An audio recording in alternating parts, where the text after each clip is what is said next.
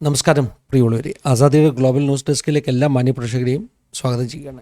Arun പന്നാലാലിൻ്റെ arrest വിവരം ഒരുപക്ഷെ നിങ്ങൾ അറിഞ്ഞു കാണും. 2 ദിവസങ്ങൾക്ക് മുമ്പ് അരുൺ പന്നാലാൽ, ഛത്തീസ്ഗഡ് ക്രിസ്ത്യൻ ഫോറത്തിൻ്റെ ഫൗണ്ടർ ചെയർമാൻ, അദ്ദേഹത്തെ ഛത്തീസ്ഗഡ് പോലീസ് അറസ്റ്റ് ചെയ്തു. അദ്ദേഹത്തിനെതിരെ ആരോപിക്കപ്പെട്ട കുറ്റം, അദ്ദേഹം ഹാൻസ്രാജ് ഗോയൽ എന്ന് പറയുന്ന ഒരു ഫേസ്ബുക്ക് ഒരു ആക്ടിവിറ്റീസ്റ്റ് ഉണ്ട്. അദ്ദേഹത്തിൻ്റെ ഒരു പോസ്റ്റിൻ്റെ താഴെ ഒരു കമൻ്റ് ഇട്ടു.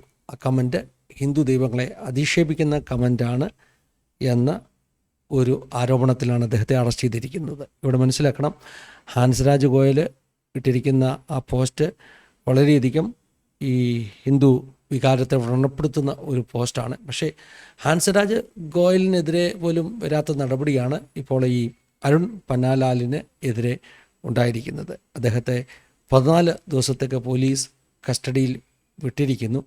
ഈ അരുൺ പന്നാലാലിനെതിരെയുള്ള കരുതിക്കുട്ടിയുള്ള ഒരു നടപടി ആയിട്ടാണ് അദ്ദേഹത്തോട് അടുപ്പമുള്ളവർ ഇതിനെക്കുറിച്ച് പറയുന്നത്. പ്രത്യേകിച്ചും അരുൺ പന്നാലാലിന് ഒരു ഫേസ്ബുക്ക് അങ്ങനെ ഒരു അക്കൗണ്ട് ഇല്ല എന്നാണ് അദ്ദേഹത്തിൻ്റെ മകനൊക്കെ പറയുന്നത്. തൻ്റെ പിതാവ് 75 വയസ്സുള്ള അരുൺ പന്നാലാൽ അങ്ങനെ ഈ ഫേസ്ബുക്കിലൊന്നും ആക്റ്റീവല്ല.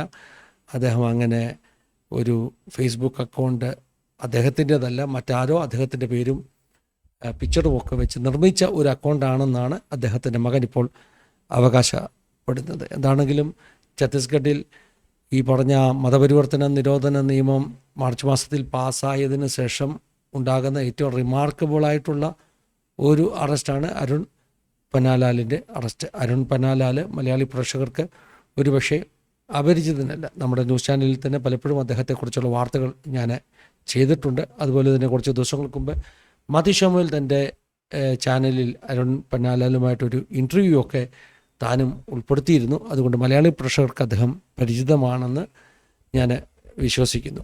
എന്താണെങ്കിലും അരുൺ പന്നാലാലിൻ്റെ കേസ് മാധ്യമ ശ്രദ്ധ പിടിച്ചുപറ്റിയിരിക്കുകയാണ്. ഉത്തരേന്ത്യൻ നാഷണൽ മീഡിയകളിലൊക്കെ അദ്ദേഹത്തെക്കുറിച്ചുള്ള വാർത്തകൾ വന്നുകൊണ്ടിരിക്കുന്നു. ദ ഹിന്ദു ഉൾപ്പെടെയുള്ള പത്രങ്ങൾ അദ്ദേഹത്തെക്കുറിച്ച് റിപ്പോർട്ട് ചെയ്തിരിക്കുന്നു, അദ്ദേഹത്തിൻ്റെ അറസ്റ്റിനെക്കുറിച്ച് റിപ്പോർട്ട് ചെയ്തിരിക്കുന്നു. എന്താണെങ്കിലും ഈ പറഞ്ഞതുപോലെ അദ്ദേഹത്തിനെതിരെ ഒരു ഗൂഢാലോചന ഉണ്ട് എന്നാണ് ഇപ്പോൾ അദ്ദേഹത്തോട് അടുപ്പമുള്ള ആളുകൾ പറയുന്നത്. കാര്യങ്ങൾ പൂർണ്ണമായിട്ടും അതിൻ്റെ സത്യം എന്താണെന്ന് പോലീസ് പുറത്തു കൊണ്ടുവരുമെന്ന് നമുക്ക് വിശ്വസിക്കാം.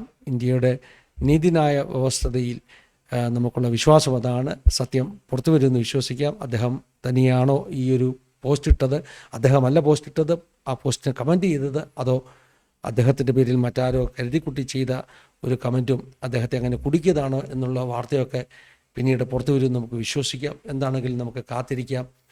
കൂടുതൽ വാർത്തകൾ ഈ വിഷയത്തോടുള്ള ബന്ധത്തിൽ കിട്ടുമ്പോൾ ആസാദിയുടെ പ്രേക്ഷകരുമായിട്ട് പങ്കുവെക്കുന്നതാണ്. ദൈവം എല്ലാവരെയും സഹായിക്കട്ടെ, അനുഗ്രഹിക്കട്ടെ. God bless you all. Have A wonderful time.